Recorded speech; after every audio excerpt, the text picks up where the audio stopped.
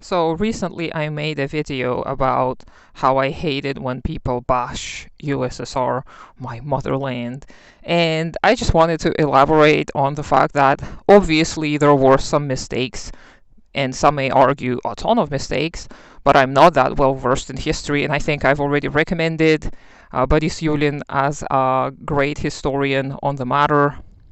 But I am aware of the fact that Soviet Union wasn't a perfect socialist state, and we never did build communism here in these lands. But the fact that there's so many people, especially in the West, who bash on anything that was done in the Soviet Union, which directly correlates with the CIA propaganda.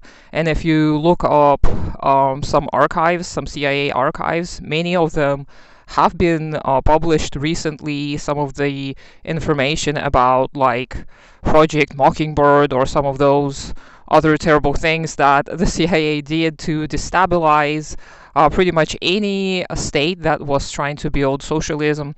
So if you look at the data, you will see that there's this one article that I read, which is in Russian, but I can put it in the description anyway.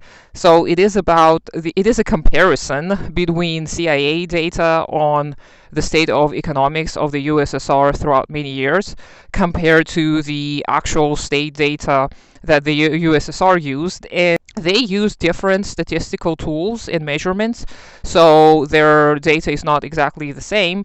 But the comparison that the experts nowadays make is that CIA pretty much confirmed all of the economic success that the USSR went through.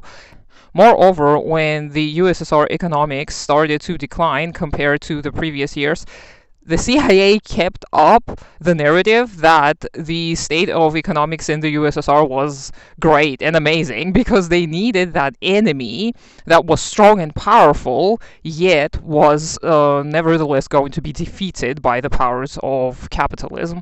So it's so funny to see how the CIA actually confirmed the successes of the USSR, despite the fact that they waged continuous war against us.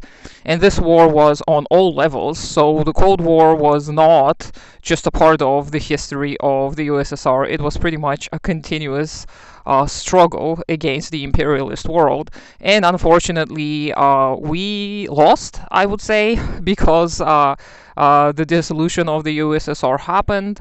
And it is something that we need to take into account when we analyze the past, the fact that there were many factors at play, and we cannot proclaim a country or a state to be perfectly socialist or perfectly communist or state capitalist or whatever. We have to take into account all the nuance, and we have to learn from the mistakes of the past, but we also have to acknowledge the successes and the victories, which the USSR had many of. So this is just something that I wanted to add to the previous video, and I may make more of these because I feel like it, but you can let me know what you think in the comments below, and let's keep this conversation going.